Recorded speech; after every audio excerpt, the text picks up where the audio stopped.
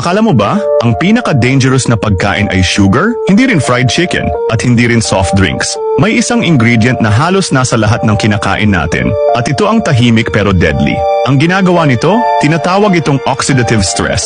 Parang kinakalawang ang loob ng katawan mo dahil sa free radicals.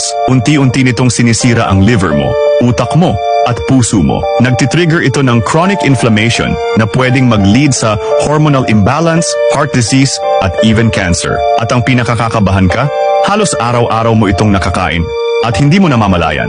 Ang tinutukoy ko, vegetable seed oils gaya ng sunflower oil, canola oil, corn oil, at soybean oil. Sobrang processed, sobrang mura, pero puno ng unstable omega-6 na fats. Alam mo ba?